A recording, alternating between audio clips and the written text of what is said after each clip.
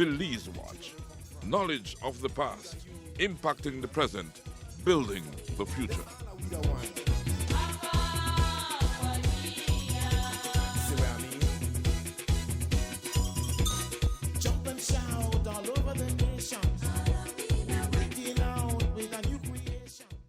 Maya Mountain Cacao has been in operation since 2010. The post-harvest facility in the Toledo District works directly with cacao farmers, as manager Petrona Coy shared with us. Coy spoke to us about navigating through the COVID pandemic. We will have our conversation after we hear from our partners, the Barry, Shell Belize Limited, and the Belize Tourism Board.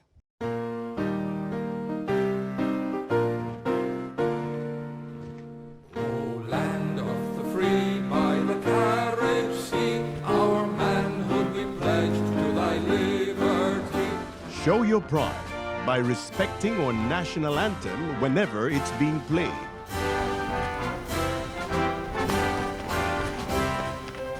We're blessed. We are free. We are proud. This is our Belize. Respect it, cherish it, love it.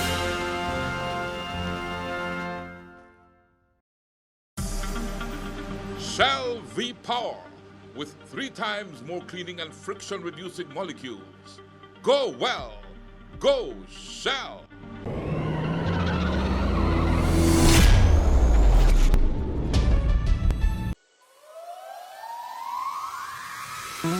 We are the Barry, offering you great products, good service, and of course, the lowest prices in the entire country. Visit us in Belize City, Belmopan, San Ignacio Cayo, Honduras, and now in San Pedro, La Isla Bonita. The Barry. Get more? Be less.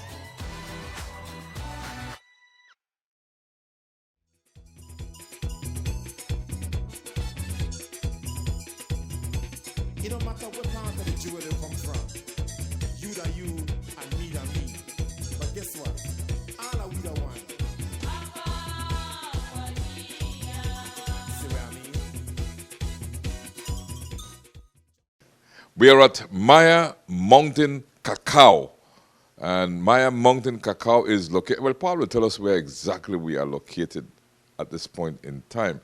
But we are with Petrona Coy. And you know, Petrona, before I ask Paul to describe our full location and to say whatever he wants to say, let me thank you for receiving us here today, right? And bags of cacao, you know. Morning, Mr. Rene. It's a pleasure for us to host you guys here at Maya Mountain. Like I mentioned to Mr. Paul, it's always a pleasure to have him around whenever we are conducting our activities here at Maya Mountain Cacao. And yes, this is more than 100 pounds of cacao you're seeing in each bag there. And you have a good amount of bags, because this is not your full warehouse, I understand, right? No, this is only partial. The full warehouse, when it's full, we can't even come in here. Mm-hmm. Yeah, so this is only partial. And each bag weighs 100 pounds? 120 pounds. 120 pounds. That's a lot of cacao, yes, that passes through here. Definitely. Now, let's establish ourselves, and Paul Mahong is the one that does that. So whenever I'm in the Toledo District, it's because Paul set it up, you know. Paul? Thank you very much, Chief, and of course, Ms. Petrona Coy. We're at the Maya Mountain Cacao compound, and it was like a short drive from PG on paved road. As a matter of fact, 13.5 miles on paved road out PG. But if you're coming in a direction to PG from Belize or elsewhere, it's just like a mile from the main junction at the 14-mile junction. So they're located at a strategic location, and I'm glad that Ms. Petrona was able to make time for us. She's extremely busy, and I've known her especially for the past 2 years. She was here during a very challenging time with COVID-19, but took the operation safely into a success.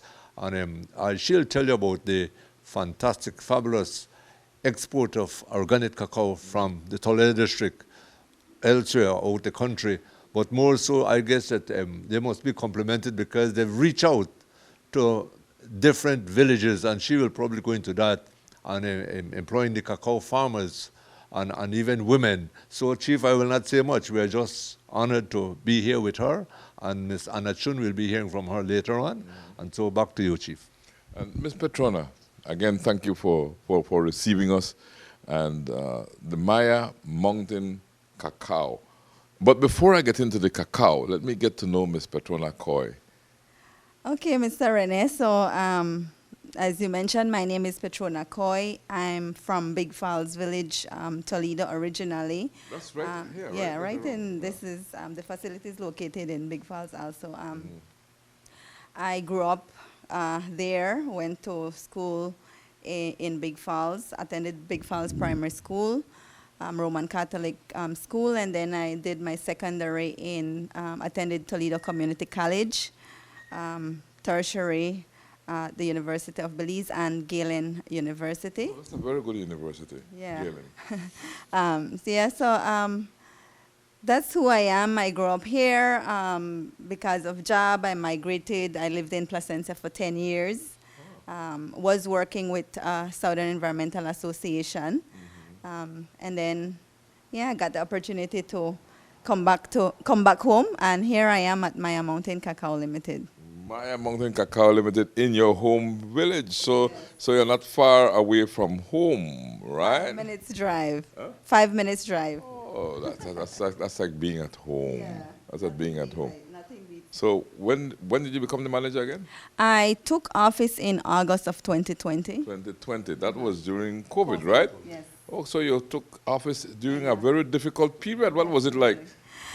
It was challenging. However, here the operation continued. We kept the trade between farmers and Maya Mountain ongoing, which is purchasing of cacao. We did not cease that. We had to strategize. We had to change our strategy a little bit in terms of going out into the fields and purchasing cacao specifically. Because of COVID, there was a shutdown. You couldn't move from one area to the next. So we had to strategize on that. But we managed, it became successful for us as we also increased our production and sale at that time. How did you do the exports during COVID? How was that handled?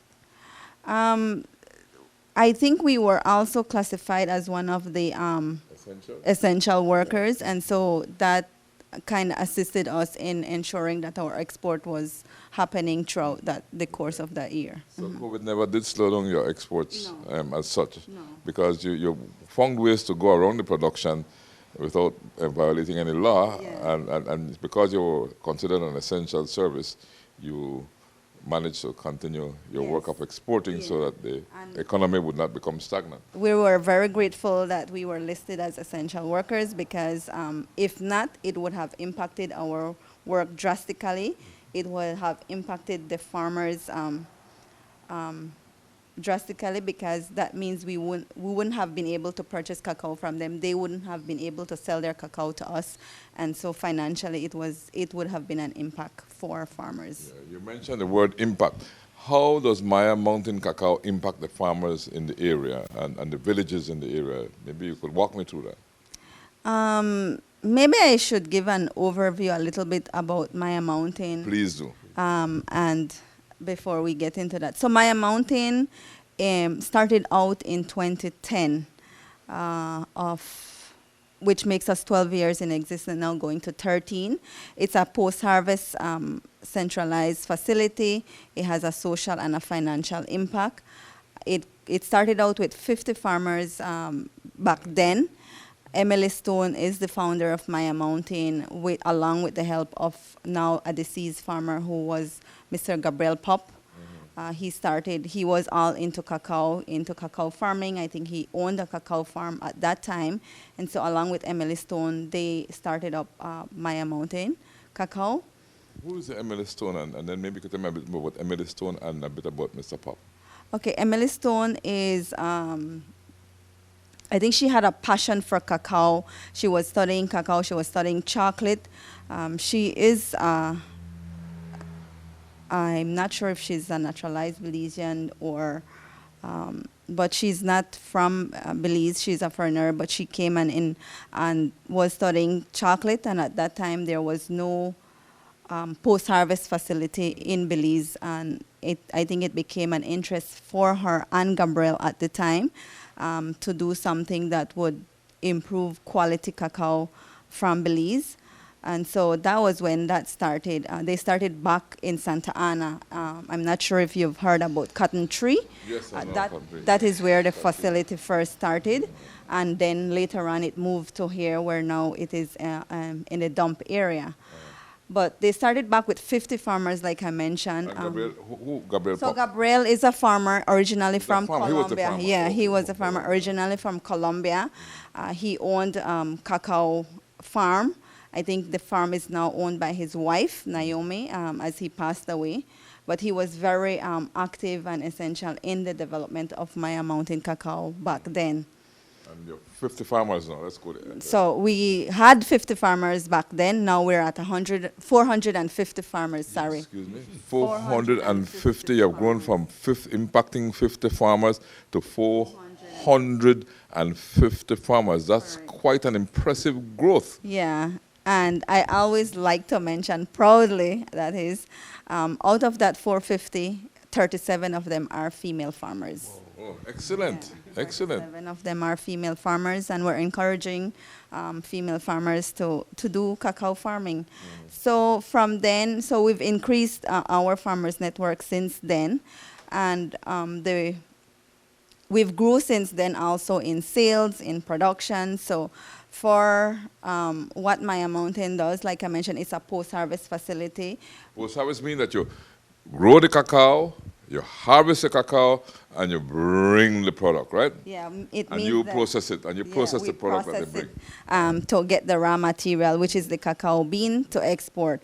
So Maya Mountain would normally purchase the cacao from the farmers. We deal directly with farmers.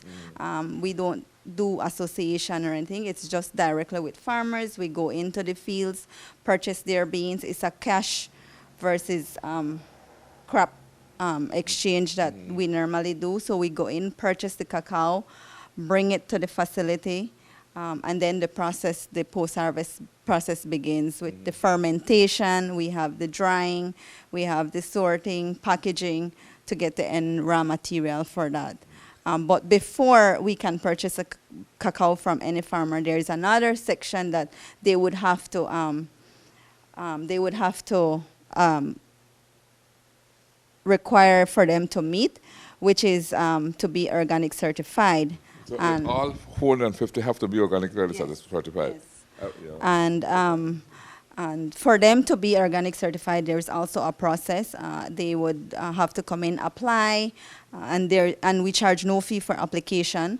They come in, they apply if they're interested. Our field officers go out into the field, inspect their farms, and give us feedback whether the farm can be certified or not. But we have a two-step process, meaning our internal field officers would do the internal inspection, and then we have an external company that would do the certifying, which is Maya Cert. Once the farmer is in compliance, they're able to join the network, they're able to get their farm certified free of cost. Maya Mountain takes on the cost for the organic certification for every farmer, and then they're able to sell their beans to Maya Mountain Cacao. And by saying organically certified, you mean that they don't use any type of fertilizer, commercial fertilizer at all? Or are they allowed to use maybe a limited salt or no kind of chemical fertilizer at all?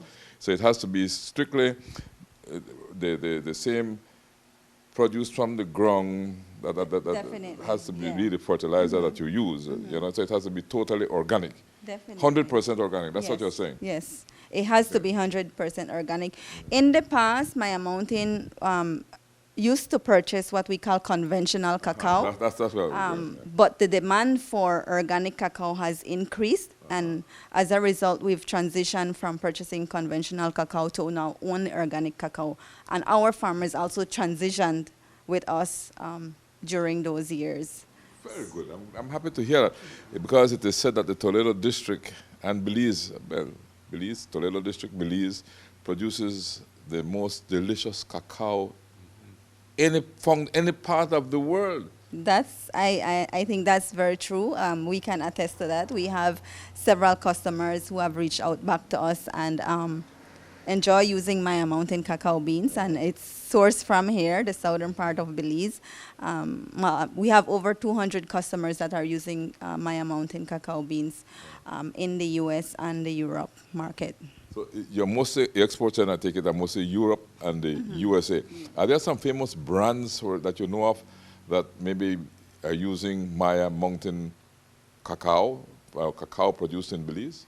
So one of the famous brand that we've a company that the biggest company that source over 10 tons annually is Dandelion Chocolate. Okay. Yeah, they source a container on an annual basis, more than 10. I think they've increased from 10 to 15 tons annually from us.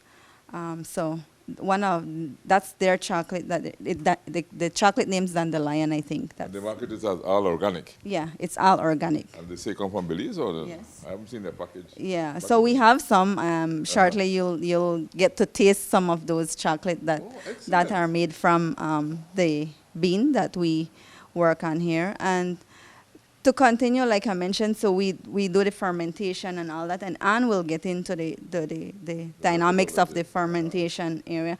But once the raw material is ready, then we export that beans to the U.S. and Europe, east and west coast of U.S. and Europe.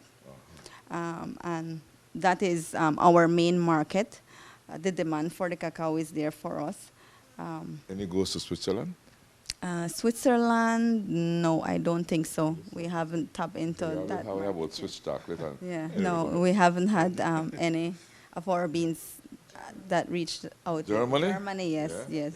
Germany, Czech Republic, the Netherlands. Czech Republic, Netherlands, okay. Yeah, we've reached out there. And so that in a nutshell is what MMC, Maya Mountain Cacao, does. Like I mentioned, there are several parts to it, and Anne will get into the dynamics of fermentation because we aim to provide high quality beans to our customers. I'm just in here and I'm impressed because, I just watch the packaging and so on that you do here. You have them in the plastic bags, then whatever. This is called jute sacks. Jute sack, and then Uh-huh. put them in jute This sacks. is Ecotac sack, Ecotac bags, yeah. Ecotac. We use these packaging because of the preservation of the beans, Okay. and these beans shelf life would run from a year to 1 to 5 years. 1 to 5 years, the way how it is right Yeah, now? yeah. But you have to keep it Once airtight, it's- right? Yeah, yeah. You It cannot, needs to expose it kept to in the a temperature, not too hot, not too cold. Yeah, so, but it's the shelf life is 1 to 5 years that it can last for a customer to use. Yeah, Very good. So customers can stock up and yeah. last them for And last a them, while. yeah. Paul, anything you want to add to this? I don't know if Ms. Chun will cover it, but Ms. Petrona, are there any sort of training? I know the cacao farmers traditionally, they are export in their own fields, but would the Maya Mountain Cacao provide any kind of training for them? We do on a yearly basis. Trainings is provided for the farmers that are registered within the network, and it is provided by our field officers who are the technical officers out in the organic area, and it is also provided by Maya Cert, who is our certifier in the organic. Sustainable training, farming trainings normally happens. We do refresher training is what we call for those farmers who are consistent and are with us over the years, and we go and do refresher trainings with them, disease management training. We also now start to work collaboratively with the Ministry of Agriculture, which was not happening in the past, but we now are looking to see if there's any possible training that can be offered to the farmers in the network. You talk about exportation, which is a vital part of Maya Mountain Cacao. What is the process? Does a ship come in to PG area or loading base, or what is the process you use? No, the process, the way we conduct our export here at Maya Mountain is we use the port of Belize. So we would request a container, a truck would come with a container, then that container gets here, it's inspected, of course, by the Baja personnel and all authorities. Once that is inspected, then our container is loaded, sealed, and then it travels from here to Belize port, and there then it sails to whichever destination it's going to. Yeah. In last year, in 2022, we've exported 95 tons of cacao. Previously, in 2019, 2018, the exportation volume was at 50 to 60. In 2021, it went up to 85, 95, and we're hoping that we can hit the target of 100 tons this year. Wow. So that's a lot. That's a lot of exportation of cacao seeds, right? Definitely, it's the production is there. Farmers, like I mentioned, we deal directly with the farmers. One of our main aim is that fair trade. Sorry, not fair trade, transparent trade, which means that, farmers are being paid the right price at the farm gate price. Farmers are getting what they're supposed to be getting. We try to meet the farmers as much as we can. We go out into the fields to pick up their beans, so farmers would not have to go out and find market for their beans or to incur additional expense. We have a truck that would go directly to the pickup stations in every community, pick up the cacao. We provide them with buying bags, the bags that they can put in their cacao in, and for quality and safety. So we provide. All they have to provide is the cacao seed. Yeah, and the maintenance of their maintenance farm. of the farm. Yeah, for us to be able to get quality beans. So we basically provide that, and over the year, because of COVID, like I mentioned, a lot of chocolate factories was shut down. COVID impacted the chocolate world. We managed to maintain the price at $1 per pound to our farmers in the network. Majority of places and countries, price reduced. They were not buying cacao. We still managed to maintain that here. So you buy the cacao at $1 a pound? Yeah, per pound. However, this year now we had a small increase of 5% on the farm gate price. So now we're paying $1.05 per pound for organic cacao to every farmer that is registered in the network. So if I'm to calculate roughly, a farmer would get maybe $140 or so. Correct. In delivering one of these Yes. sacks. If you deliver the quantity that's in one of these Yes. sacks, you'll get $140 for each sack he delivers. Yeah, that's correct. And we're purchasing from, like I mentioned, 29 communities in the Toledo District, maybe 26 or 25, because we have about 3 or 4 communities in South Stand Creek that we purchase from.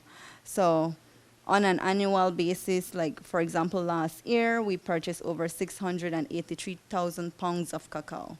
That is also equivalent to $600,000 that is spent on cacao to the farmers. So the cacao is really a booming industry here in southern Belize, and it can only get bigger because I've been to several farms here in the Toledo District, and I admire the way how they grow. The cacao trees just grow naturally here in this district. Yeah, it is, and a lot of farmers actually, in some areas, cacao is their main source of income. Yeah. So besides other small cash crops, but cacao is their main source of income. Now, I notice there are quite a lot of local chocolates now on the market, which is good. Several brands, I can't remember all the brands at this time, and I won't attempt to call all of them, but there are several brands of chocolate on the market, locally manufactured end products. Because at one time, we would just export the raw seeds and then re-import again the finished refined product. But I notice that there are people here, many of them, refining the chocolate, producing the end product that we use. You supply these locals as well? We supply some. We're still trying to expand our local market in supplying our trying to sell our cacao to the local market. We supply Belize Chocolate Company in San Pedro. We supply Ish Cacao, Cotton Tree, Hunahpo, a local chocolatier in San Miguel, and then we also do Lamanai chocolate on the Hummingbird Highway. So they are our local customers. Like I mentioned, we're still trying to expand our local customer inventory here. We're trying to reach out to as many customers as we want to, let them understand and know the value and quality of the beans produced at Maya Mountain Cacao. And the thing is, with the local farmers using it and putting the value added to the product, it cuts the import bill, one, and it assists, because they would also export it as well. They also export the finished product, which will attract a higher price as against just exporting the bean. Yes, definitely. And I think the educational campaign on that is, it is well known, or everyone knows that, our society would prefer a milk chocolate than a dark chocolate, and the pricing. So coming to Maya Mountain, I learned to appreciate that, you pay the price for quality chocolate, and something that Martin, who is the owner of Hunahpo, would sell for $10, versus buying a sneaker bar at a regular Chinese store. I would now go to purchase Martin's chocolate. But So I see even the stores you're referring to selling Belizean-made chocolate now, And we definitely appreciate that, because we can see that, our Belizeans are now accepting and appreciating our products. I love the Belizean dark chocolate, right? I would almost want to call myself a connoisseur of that, because I go around looking at the different brands, and I wanted anything above 70%.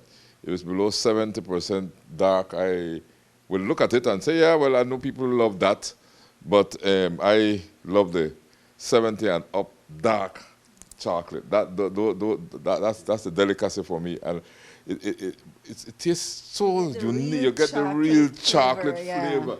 Yes. Some of them are 80%. Some of them, I say what particular brand made in Belize advertising 100% dark chocolate. I say, okay then. That must be real bitter, but yeah, that's the real chocolate flavor that you would get from those chocolate. And I think Anne would come in to share how a farmer would get into our network in terms of organic, meeting the organic policy requirements. Well, let's get Anne in on the picture then. Give us the dynamics, how we end up getting these beans to a certain standard, because for us to be able to export, especially in the US and Europe, we have to also meet the standard of the customers, and so Anne can explain. When we come back, Administrative Assistant Anna Chun takes us through the process of fermentation. Her job includes ensuring, conducting quality tests, and tracking the cacao. We take a break to hear from our partners, the Barry, Shell Belize Limited, and the Belize Tourism Board.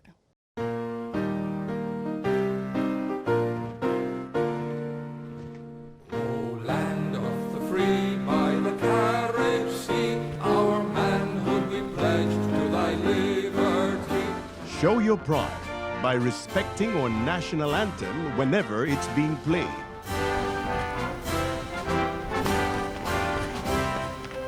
We're blessed. We are free. We are proud. This is our Belize. Respect it, cherish it, love it.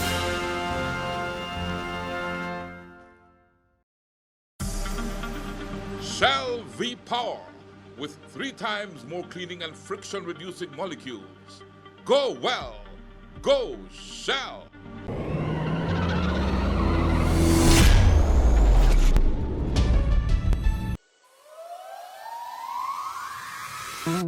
We are Barry, offering you great products, good service, and of course, the lowest prices in the entire country. Visit us in Belize City, Belmopan, sa Ignacio Cayo, or York, and now in San Pedro, La Isla Bonita. Barry. Get more? Piles.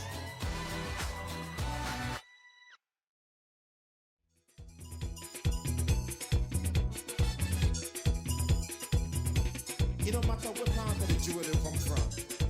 You that you and me that me. But guess what? All are we the one. See what I mean? Okay, Anna, it's great to meet you. Anna Chun, right? But, you know, I know we are in what area we are in right now? We moved and We're in the fermentation area here at Maya Mountain Cacao Limited.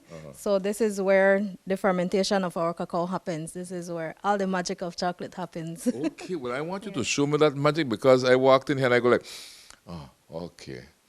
Yes. This is where we have all the nice smells, right? Yes, this is where all the chemistry happens for the quality of chocolate to be able to, you know, export our quality of chocolate. Okay. So here but before we you have, show me this, Anna, tell me a bit about you. I want to know a bit about who's Anna Chun.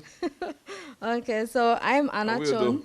I am the administrative associate here at Maya Mountain Cacao Limited. I have been working here for the past 5 years. This is my 6th year actually, and I am in charge of, you know, overseeing all the accounts and tracking all our cacao, what goes in inventory, our export, all of that. I used to also conduct the cut tests, quality cut tests for our cacao after it has been dried. Okay. Yeah, so that's basically my work here at Maya Mountain. And you're from what village? From San Pedro, Colombia village. It's a beautiful village. Yes, it is. Yeah.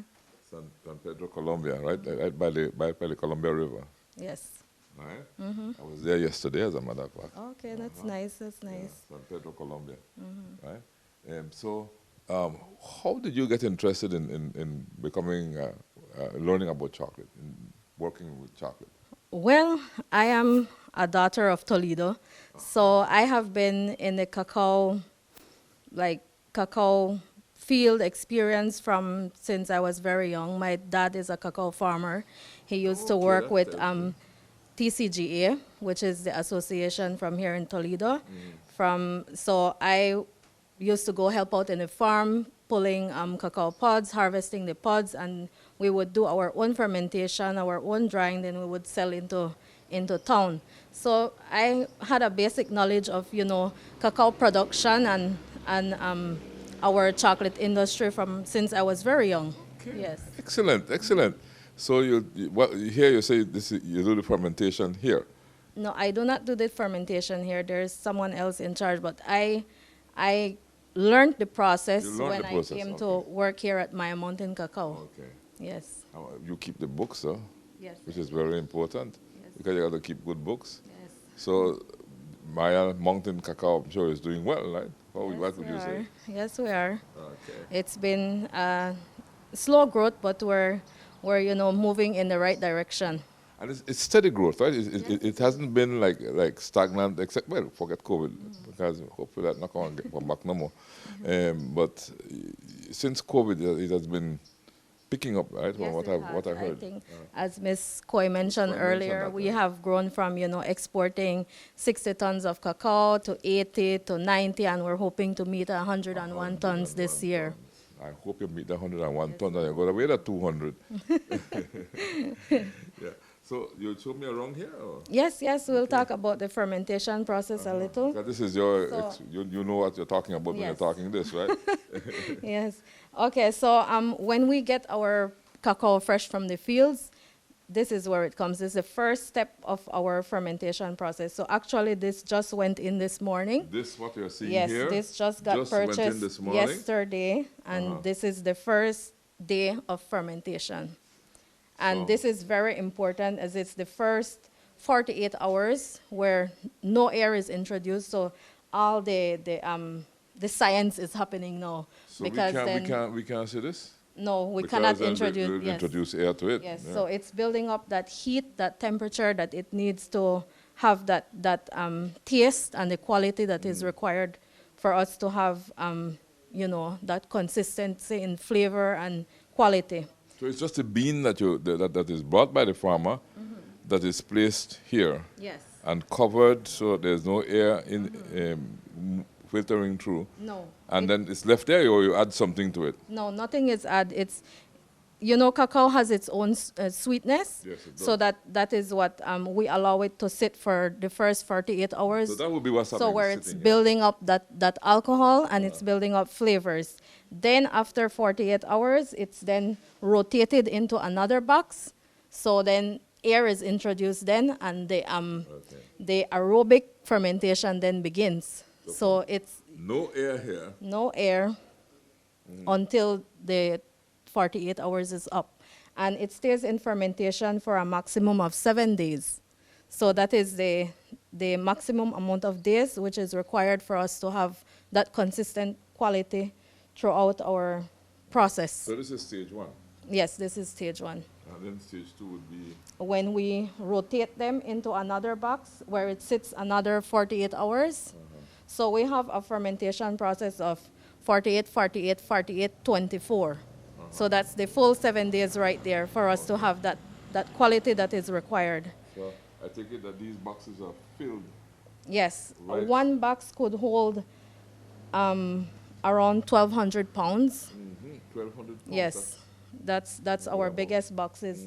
And the least amount that we could ferment is around 500 pounds. Okay. Yeah, so Do you have any out that is catching air right now that we yes, can look we at? have some that have already been shifted. Can we look at those? Yes, and Okay. as you can see here, we have batch cards. And this is very important for our process because then here is where we are able to track what area the beans comes from. As Ms. Coy mentioned, we purchased from 29 communities Okay. throughout the Toledo and South Stand Creek, which is then broken down into zones. So we have 6 zones that we purchased from. As you can see here, this is from Zone 2. Zone 2. So this is from San Jose, Nalumka, Krikehute. That's Those, Zone 2. Yes, those 3 villages, and they're also one of our biggest producer zone. So here we can track the amount of weight pounds. that is in this box. Could I divulge what I'm seeing on the paper? Yes. 1,276 pounds in this In one box, box, in this yes. one box here. Yes. There. From where? How long this box? Oh, This, it goes from yonder, no, it's just from here, here to here. just here to here. Yes. 1,276 pounds in this one box. So each separation here is another box. Yes. Okay. Yeah, so we also put a tracking number, which you see is also on the boxes. They're labeled.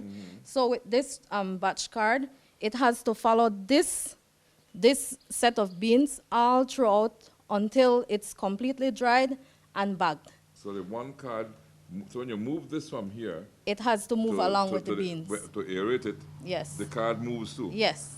And the notes are taken Yes. as to how it's So as you going. can see, we lock down the temperatures daily. It's locked down with a thermometer, and also they lock down the days on which it was rotated.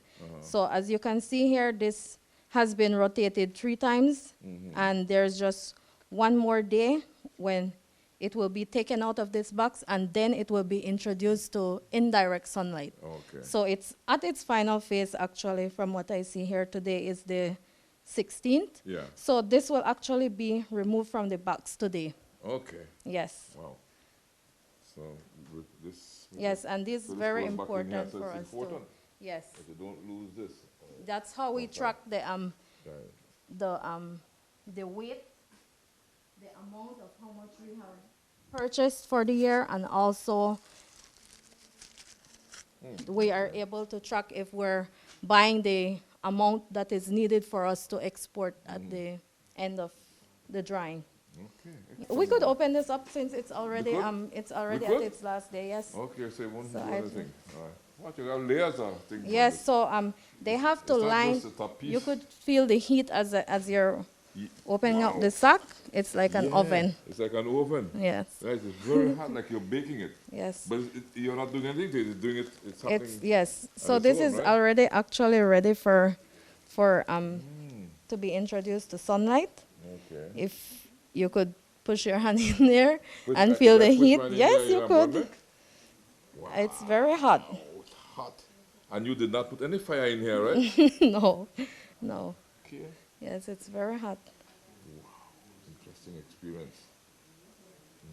Interesting experience. You know, so you have now exposed them to Yes, their own heat. this is already at its final stage of Final stage fermentation. of fermentation. So the guys will be removing this today and they would be putting it on the decks for the drying to commence. So after it has spent its 7 days in these boxes, they are rotated at every 2 days, like I mentioned, until the 7th day. And then once that is done, they're taken out into wheelbarrows and they're moved to the drying decks. Drying deck. Yes. That's the drying deck over there, Yes, right? it is not introduced to direct sunlight once fermentation is completed. Okay, so it goes to the drying deck first. Yes, it has to be in direct sunlight. Yes, that's for us also to be able to have that quality in flavor. Yeah. So when we say indirect sunlight, you're talking indirect, INDER, the one word, indirect sunlight. Indirect sunlight. So not direct sunlight. Not direct. And as you can also, when I lifted the sack, you could have smell like that vinegar scent. Yeah. Okay, that is why it's important that it goes in direct sunlight.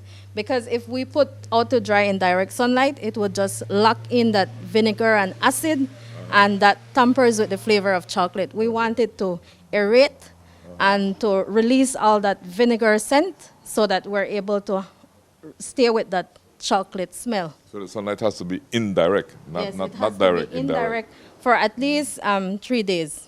3 days. Yes, when we have good sunlight, 3 days, the moisture then drops down, and then we can introduce it to direct sunlight. Okay. Yes. Over there, and you have deck one. That's deck one. So Yes, that's deck one. So how many decks you have? We have 3 decks. 3 decks. Okay. We have the second deck, which is our largest deck. And they pretty much do the same. Yes, they're pretty much the same. Well, can we go see at Yes, least one of these decks? sure, we can. Okay, so this is your deck one. Yes. And this is filled, right? So this is the cacao that you'll have brought out of where we were just now after fermentation, right? Am I learning Yes. anything? Yes, that's correct. And then After fermentation, it comes out to the decks. Yeah, and it's out in the open, but it's not. The sunlight is not direct on the cacao. No. You know, it's filtered, right? Good. Now, what happens here? Okay, so here we have to make sure that the cacao is spread out at a certain it cannot be spread out too thick, because then that does not allow for the air to flow through and for the moisture to drop. Or like I mentioned, that acid that needs to be released from the cacao does not get released as rapidly if it's spread out too thick. Okay. So it has to have a consistency whereby air is able to flow through, and we have to ensure that it's constantly raked so that the beans can keep moving with that air flow. Do you So rake it with this? yes, that's one of our rakes. Like just rake like that and just. Yes, just move it around. So you just, and how many times a day you have to do this raking? Well, normally maybe 3 times per day when it's already at this moisture level. Okay. But 3 times a sometimes day? yes, 3 times a day. But You when have to it's be specially trained as to what to look for, or? no. But when it's very moist or just freshly out of the box, it has to be raked at a more consistent, because then it's wet then. Yeah. Yes, so And you can spread it anyway, right? You don't have to. yes. Once you So don't am I mix, doing okay, or? Yes, as you can or see- Would you give me a feel? you're doing okay. Okay. Yeah, so as you can see, the batch card is following this beans here. Okay, And here's then the batch card, you right? can see where there is the end of this batch, the guys create like a bridge, so that this actually has around 4 batches. Okay. If you so can this is see one the batch spaces here, in and the between, space- yes. The space is left in between. Yes. All right. It's so- very important that we keep them separated so that for our tracking purposes, sometimes our customers, then they require traceability of product, and that is why we have to be very yeah. Now tell me, I see shovels that the shovels are used to throw it onto this, right? Not No, the necessarily- wheelbarrows are oh, poured onto this. The shovels are used to when, after it has completed its amount of days here, like this one, it's already ready for its final stage of drying. Okay. So then they would, that's why you see the deck broom there. They would sweep it all together. Okay. They heap it, then they shovel it off down into the wheelbarrows again, and then they could place it on the tarps, which is on the Okay. direct floor, cement floor. Okay, so the tops will be on that direct cement floor. That's when they get direct sunlight. Yes. All right. I see. And it stays in the direct sunlight for around 3 days when it's on the drying floor. So those that are out there on the drying floor, those are Those are decks. decks. So we could look at that deck. I guess when we finish here. Let me continue doing my Okay. my stuff here because I don't want you to feel me. And then, oh.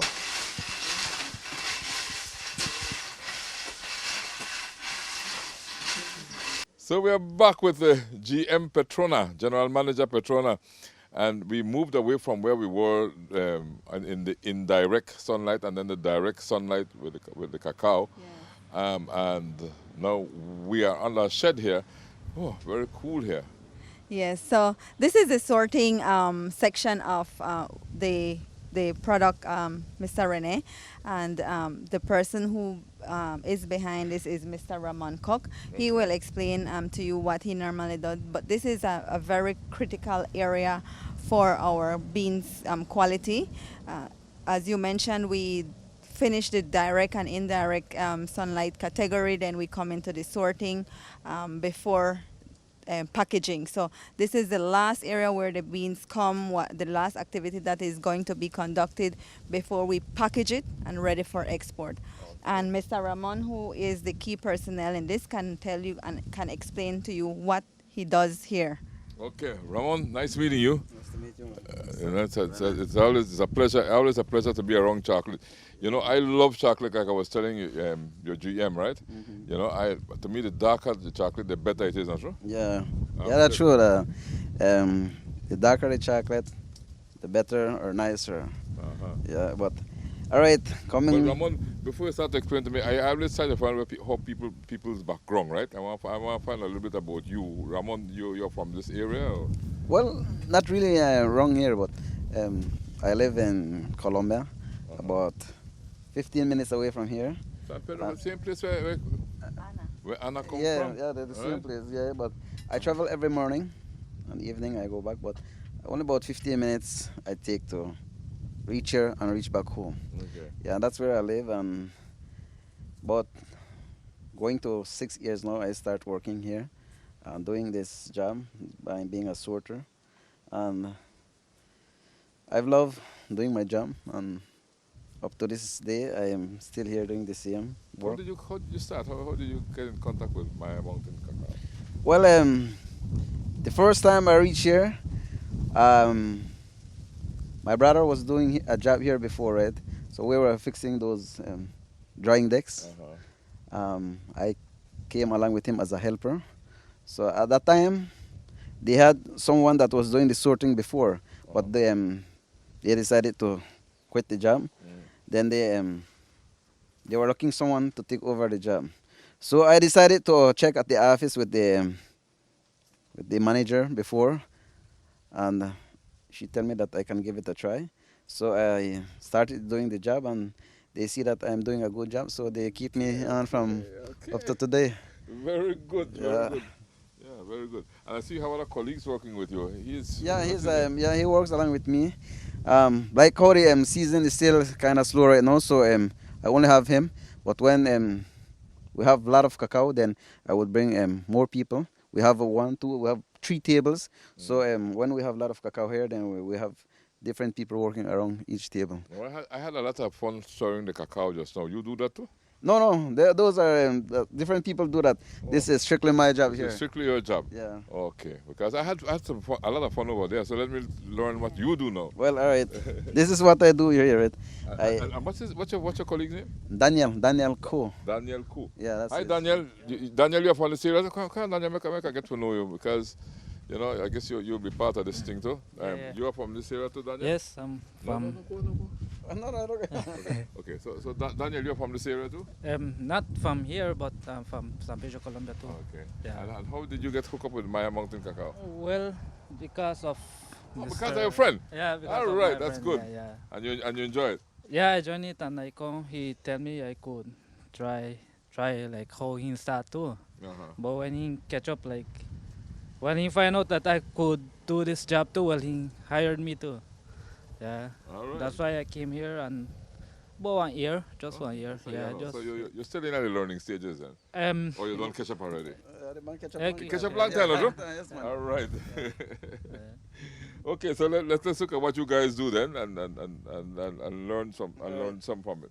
All right, Mr. Rene. All right. Before I start to do the sorting, they would normally do the cut test first, right? They would What? They what? the cut test. They call it cut test. Cut test? Yeah, the cut test. Cut They- test? Yeah, cut test. They will just they have a little machine that does that. Okay. They will cut all these beans, maybe 50 beans in half, and they will see that if it is really dry or it is A1. I mean, it's a grade A. Then I would say if it is grade A, then they would do that first. You'll Then test the after- bean by cutting it. Yeah. So when that happened, when they finish do that, they would give me a list to see what all needs to be sorted. So when I come now, I get the beans in the warehouse. I will bring it here, because they have it by batch number. I think they have already explained it to you. Yeah. Yeah. So when I bring it, I wait first before I start to sort. Right. I will weigh how much each bag, how much pound each bag have. Okay. I would wait first, then I would start to do the sorting, right? When I start to do the sorting now, then I use this little machine right here.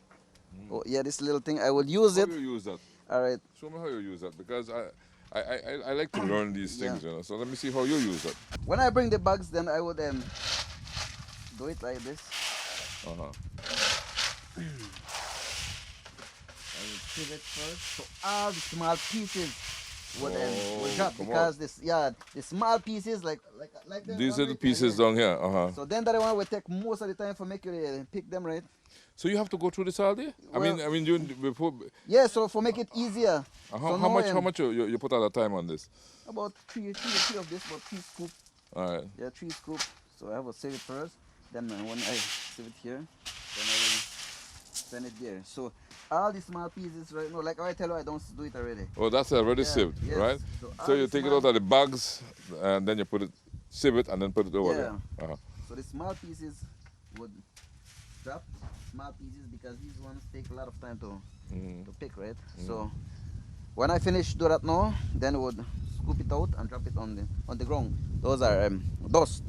But isn't this good for fertilizer or something like that? Yeah, To well, they fertilize use it for plants? fertilizer, Organic? At the end of the day now, when we finish do that, we would clean the area. All these ones we have on the floor, we bag it, wait, see how much pound you have, then we dispose it out there. Okay, so because what you want to export is just the seed. Yeah, just the seeds, the good beans. Without any of these. No. This trash. So when I bring it here now, so still this is not completed. So, but it is easier now to sort out, right? Because not only the flat ones, and the crack ones, like these will be the ones that we will get from this pile here. Okay. Yeah. Now these flat ones like these are trash. So these are trash. So what we do with them? Throw them on the ground. Okay. These are flat ones. They don't have the cacao. These are just trash. So we would throw them there. Then like the crack ones. Like this. Yeah, where We have them. Here's the cacao. We put them in a bucket.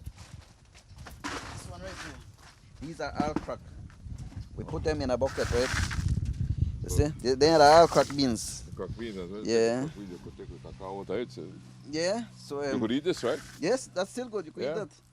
Yeah. So then the one where we select out all of these. So we want all the flat ones or the crack ones out of these, right? So the alone, pretty cacao, we bag. Well, so you make sure that it's perfect. Yeah. So now these crack ones now at the end of the day we still bag them. We weigh them 220 pounds. So but they still use that, they sell it to local farmers But here. there's nothing wrong with this. No, nothing wrong with that, but just that the because for export purposes. yeah. Just that they are cracked, so we don't put them among the good ones. Well, I'm doing some of it right now, so. Yeah, they're still good. We still make chocolate out of it. Yeah. Then at the end of the day now, we would bag them, weigh them, 120. So when we finish sort out all these now, then we do the same thing, bag them in those that bag right there. Then we weigh them to 120, just like that. We have that ready. Okay. That one is already good to go. And then you send them to the Yeah, warehouse. then we carry them back to the warehouse. So then I'm done ready for him. How many bags can you produce in a day using this method? Like how only me and him for right now. We do about six for the day. But it's okay because right now it's slow. Yeah, well it's okay, it's good for me, and like how it's slow right now, so like only two of us. So we'll do about 6 bags and it's good for us. But when they have a lot of cacao now, or maybe they have a lot of orders that they need to send out, then I will bring more guys so that we can have them ready before the time to export, right? Yeah. So Good stuff, that man. is what we do here. Good organic stuff. Yes. Good organic cacao. Yeah. Yes. Well, thank you for walking me through this, you know. Sure, Mr. And I want to wish you all the best. Anything you want to say to the people of Belize? I mean, you're doing a great job here. So. Well, I don't think I have nothing much to say. I just want to say that whoever is watching or listening, I would just want to say to them that have a blessed day. Oh, right. That's good enough. That's good enough. Blessed Cacao Day. Yeah, blessed Cacao Day. Yeah. All right. Well, thank you so much. You're welcome, All the Mr. best. Rena. Welcome. We will wrap up our visit to Maya Mountain Cacao with some chocolate tasting. But first, we step aside to hear from our partners, the Barry Shell Belize Limited and the Belize Tourism Board.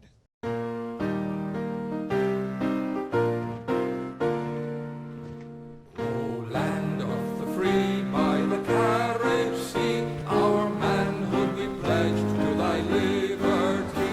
Show your pride by respecting our national anthem whenever it's being played.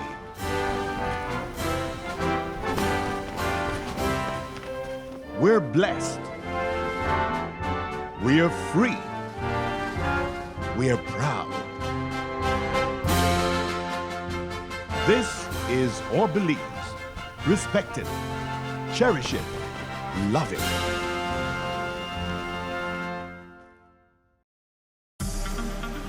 Shell V-Power with 3 times more cleaning and friction-reducing molecules.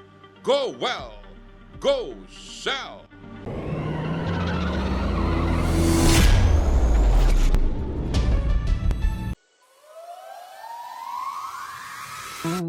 We are the Barry, offering you great products, good service, and of course, the lowest prices in the entire country. Visit us in Belize City, Belmopan, sa Ignacio Cayo, Orange and now in San Pedro, La Isla Bonita. The Barry. Get more? Piles.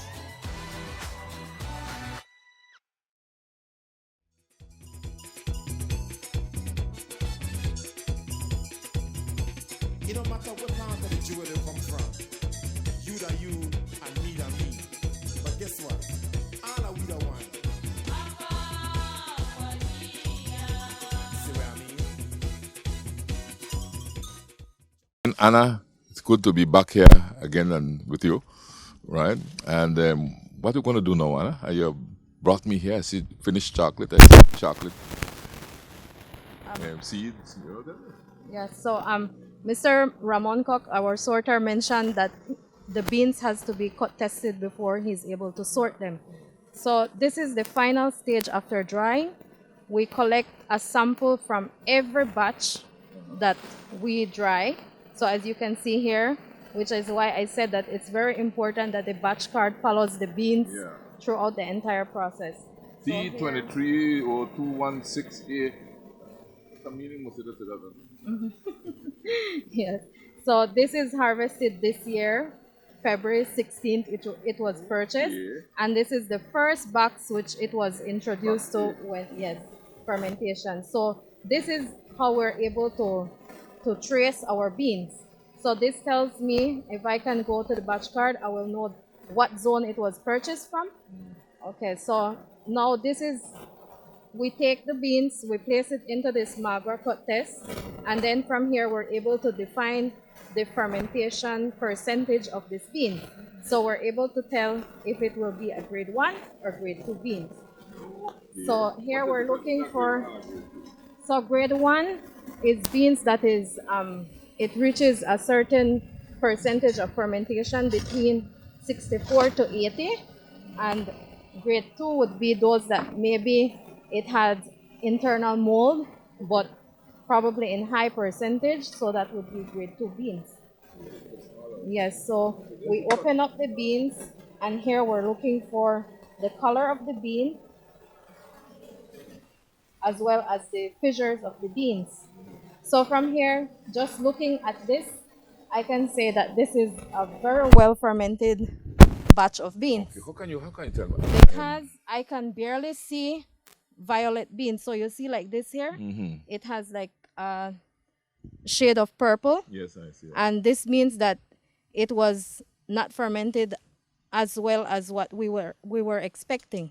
Sometimes this happens because probably this seed was not mature, or maybe it did not stir enough when it was in fermentation. That's just one seed, though. Yes, it's just one seed. So if we're looking at all the other beans, we could see that there are some that are perfectly fermented. Yeah.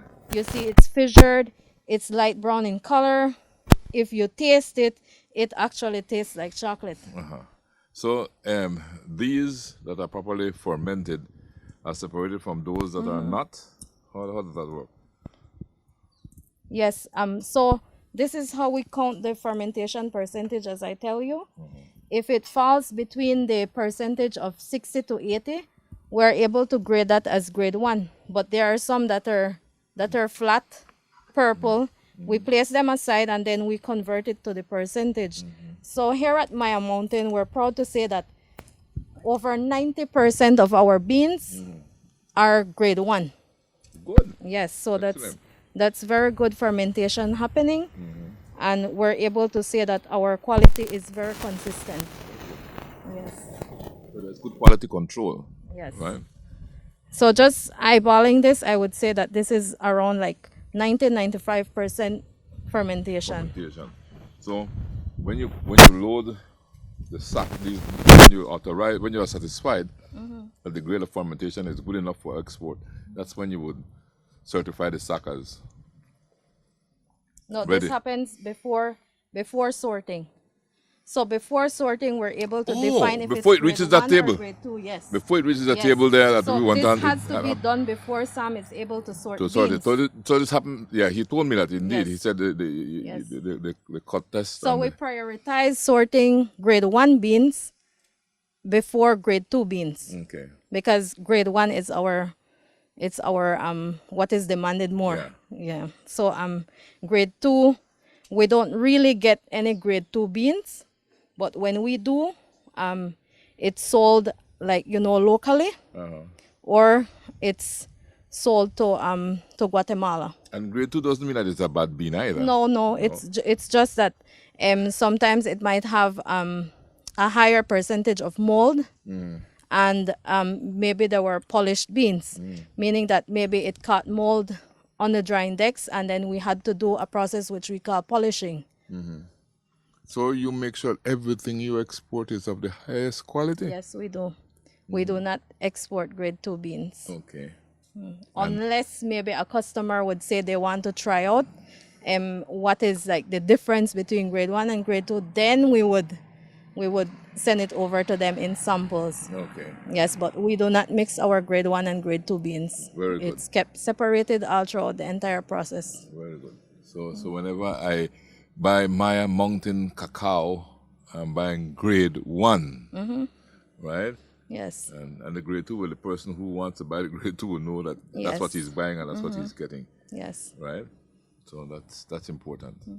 Now, Petrona, in our earlier conversation, you told me that you have over 450 farmers that are directly impacted by Maya Mountain Cacao Limited.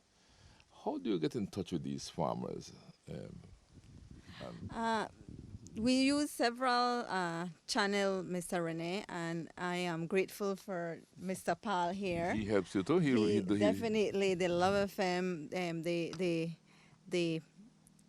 the news items that Mr. Paul sometimes come during when we have export, and he airs that out for us. We always share our contact information. We always share our update. We always share if there's anything that farmers needs to know. We use that medium to share that information. And as you know, Love FM is a radio station that everybody listens to. In fact, every farmer listens to, and that is where sometimes they get their information.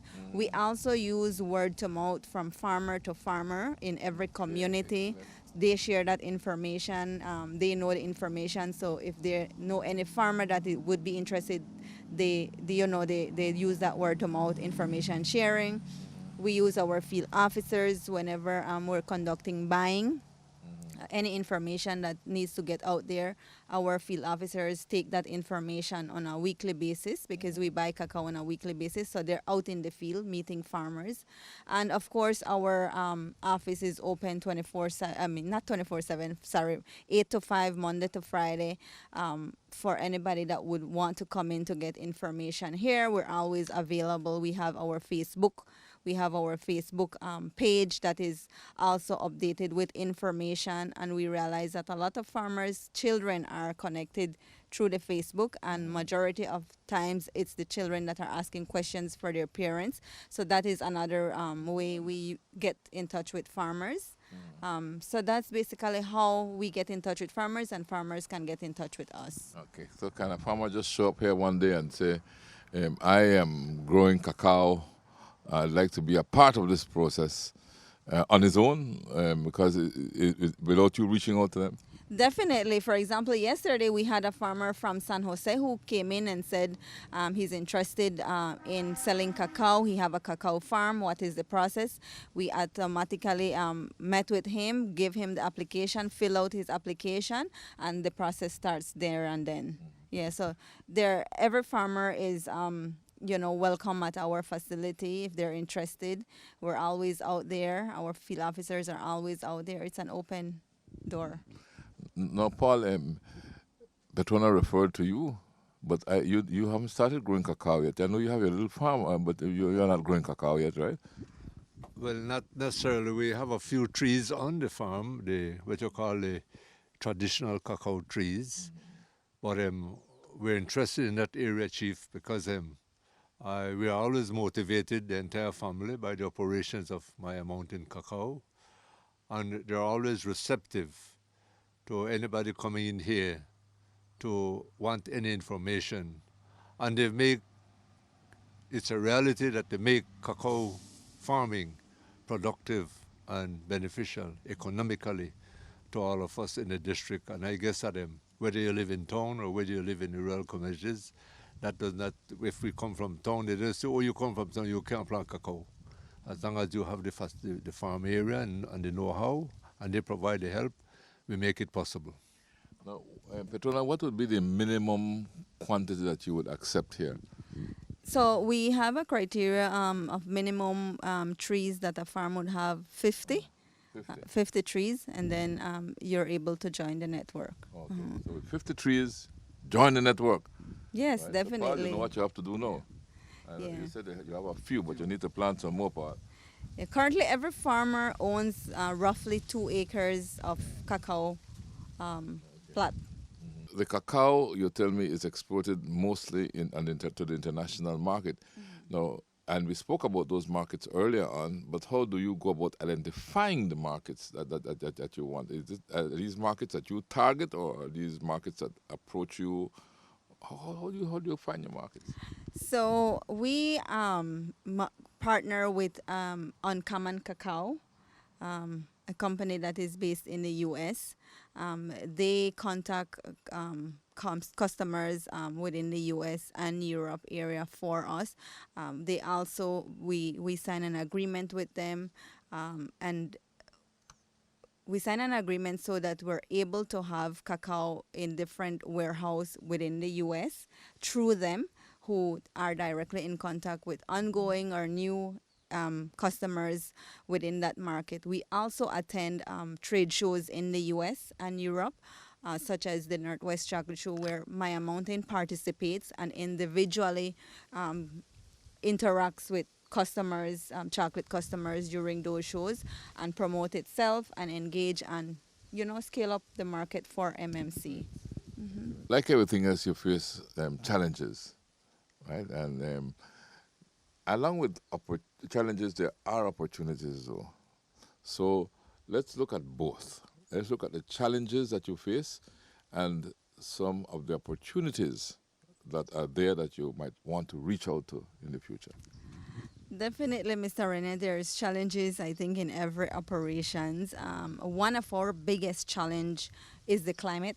Climate change is our biggest challenge here. And I say that because it impacts not only the raw material or the post-harvest process here, it affects crop from starting at the field. So, for example, this year, a lot of our farmers are, giving us feedback that the production season is starting up late. It might not be much. That a lot of that has to do with the weather. We experienced a lot of rain in the past year, and so that is delaying production. Also, the rain is causing, there is a Manila disease that affects the cacao trees, and because of the wet temperature, that is easily multiplied in every cacao plat. So it's like a powdery substance that is around the cacao, and normally during the hot weather like this, it's easily transmitted to other plants, but it is developed during the wet season. Yeah, so climate change is definitely an issue for us. And then, like Miss Ava, like Mr. Paul mentioned, that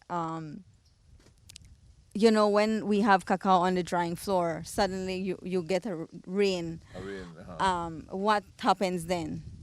That is a challenge for us, because if the cacao gets wet, that is on the drying floor, then that is where mold, the implementation of mold starts. Like you introduce mold there, the cacao becomes, we would have to see how we can salvage that, and if that is not salvaged, then throw it away. we're at a loss. You lose For it. So it is, that is a challenge for us.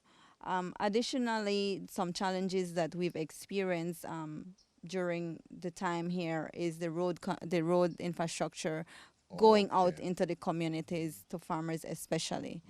During the rainy season, it is difficult for us to get to some areas, such as like Criquehute.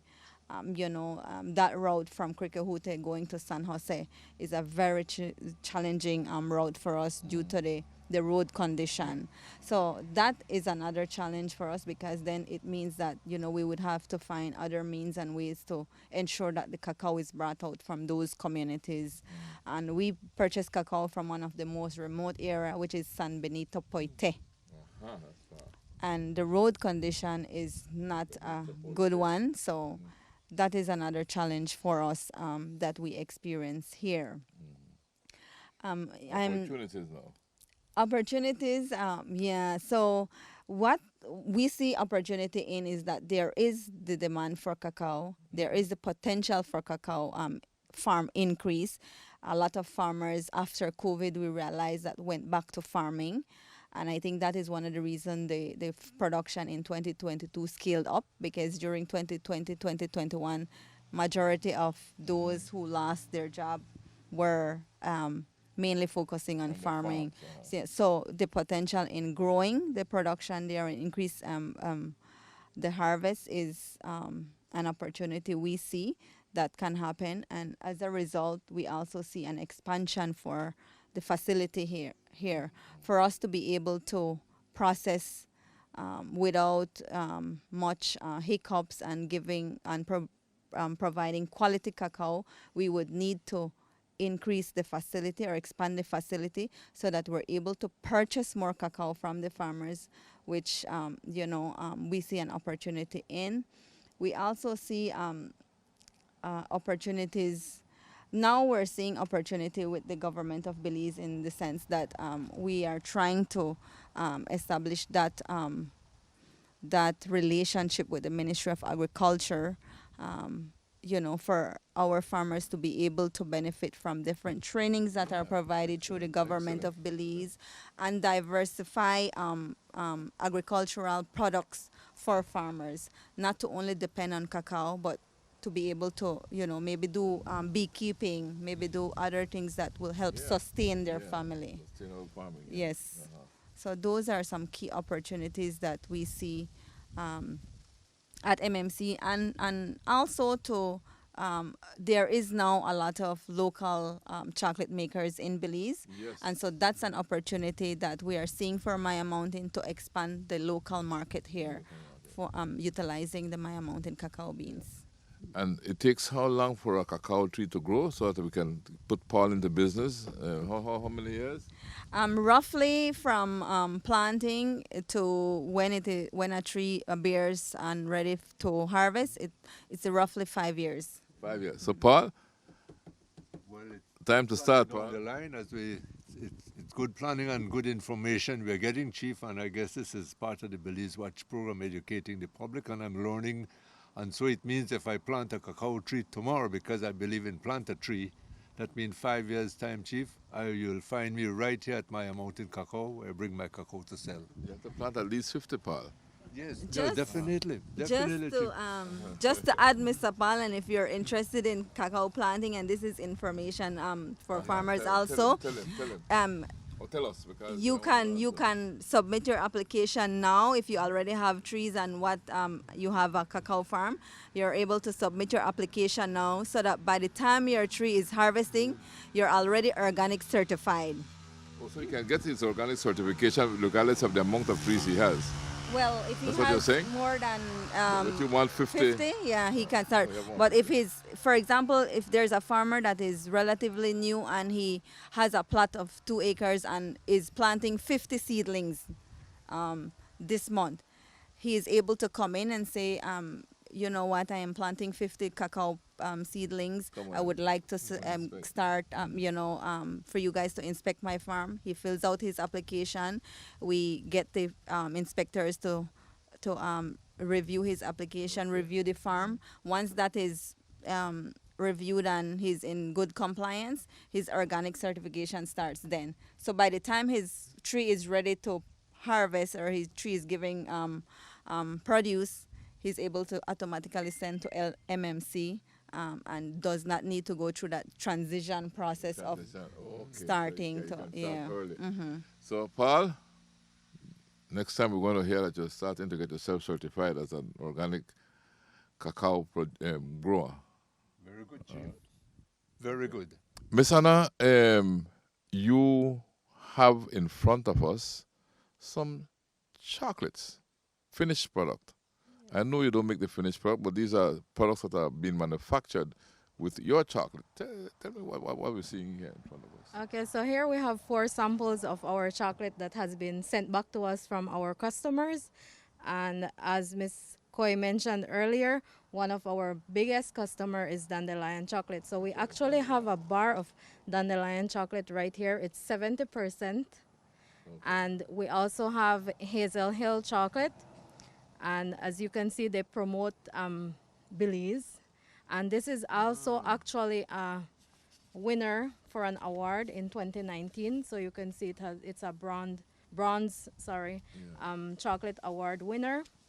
We also have here Maverick chocolate, which is from the U.S., also 70%. And then we have These are here, good chocolate so far. yes, also made from Belize. This is Lucoqua. And this is 73% dark chocolate. So these are only 4 samples of the many that are made with Belize Maya Mountain cacao beans. Okay. So we can sample some of these. Of course. Lukokoa says, what? Not naughty, just nice. I said 73% dark chocolate, quality check, and there's a signature there. Yes. Origin, Belize. Yes. Right, it's right there. Origin, Belize. Great taste, Belize, and has Belize at the bottom. So where this Maverick is, It's an American-made. It's an American-made chocolate. It's made handcrafted, small batch. It says here 70% dark chocolate. Belize is of course on it. Maverick chocolate, 70% Belize dark chocolate. All right, 70%. Can we open this? You put them in the honors here, and then you want to taste something with me? All the way and taste it. All right.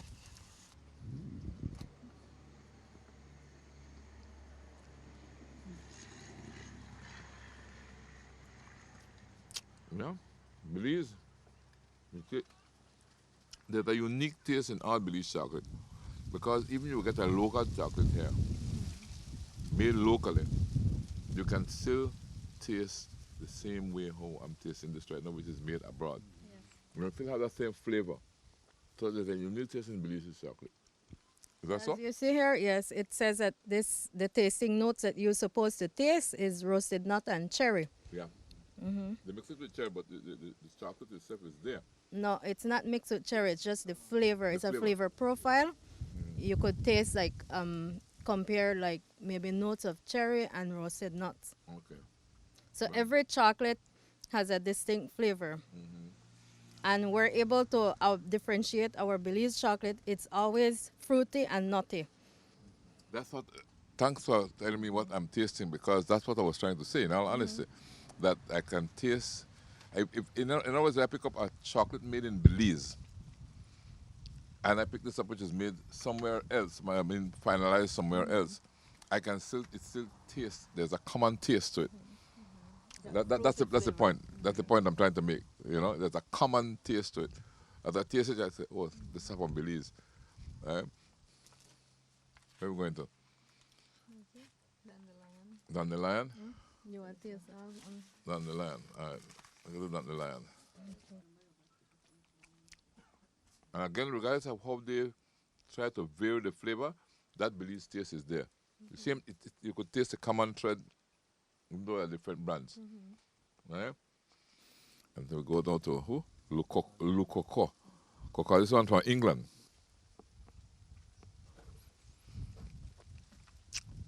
This one is a little sweeter. I think there's a little more sugar to this. It has cocoa butter, that's why. Oh, it the has cocoa that butter. flavor. The cocoa butter. So the blend is a little different. Coconut sugar. That's why the blend is different.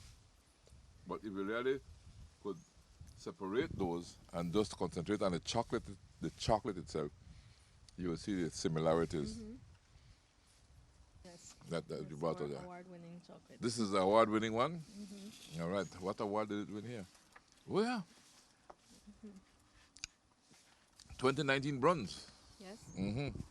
We also have a number of our chocolates that have won silver and gold. But we don't have none in office at the moment. All these chocolates we are trying were manufactured in different parts of the world.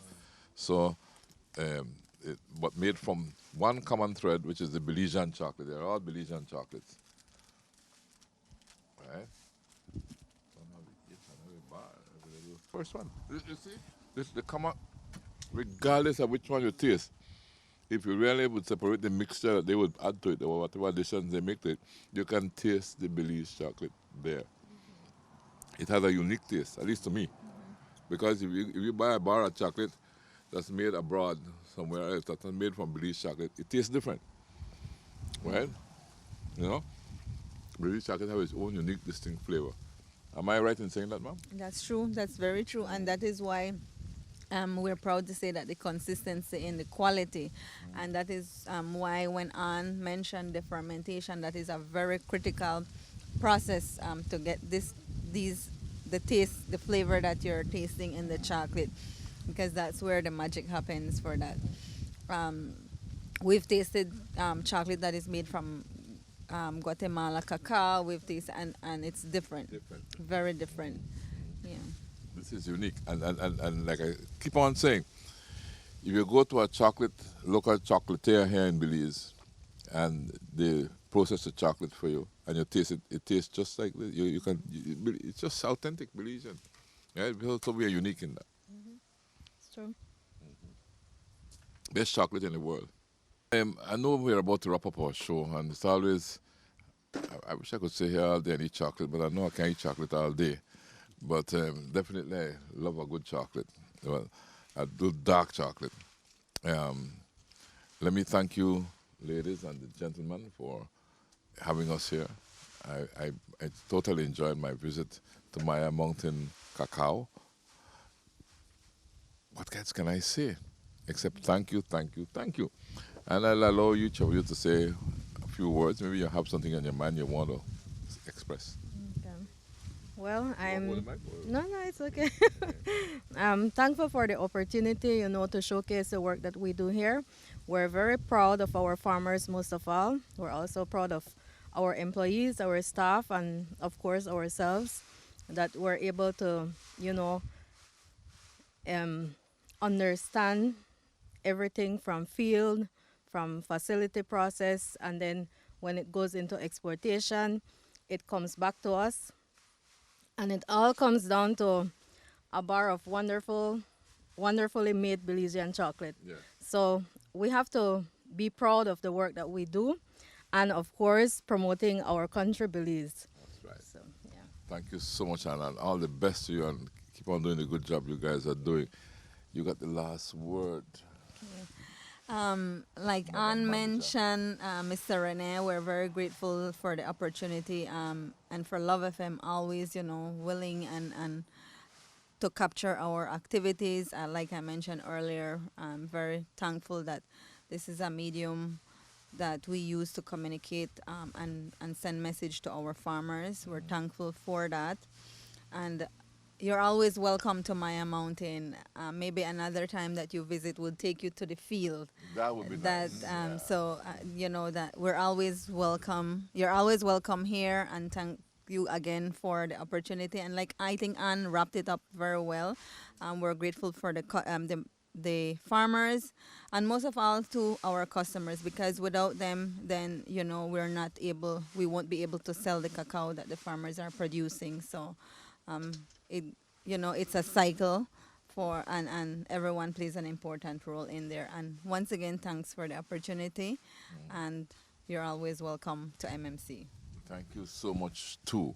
And as we are saying goodbye, look at the gentleman over there sorting out the seeds, and I can see them taking one by one, almost one by one, So a lot of care is taken in selecting the best cacao seeds. Paul, your final word?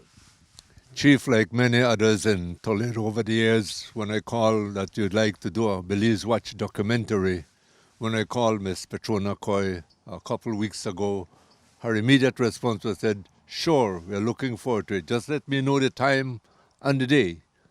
And so that was finalized, and without any doubt, she has showed us today that she was willing to have the Belize Watch crew here.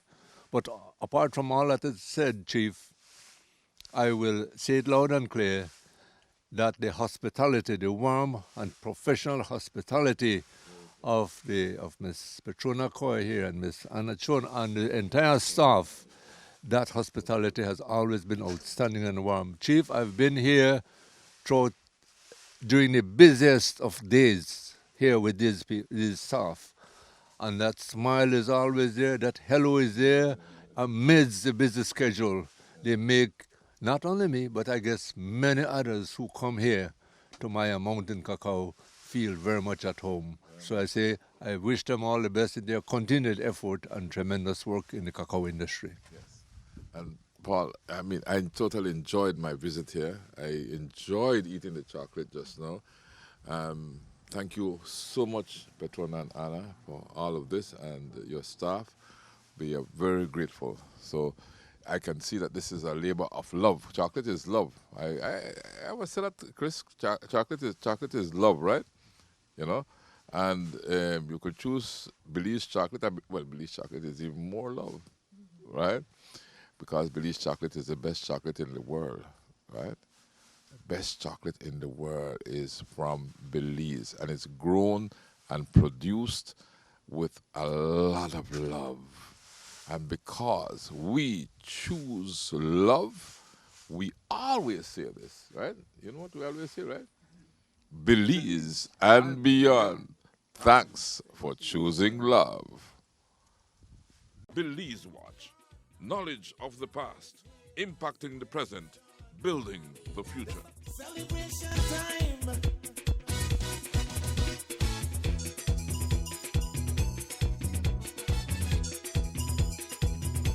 It don't matter what part of the jewelry come from. You that you and me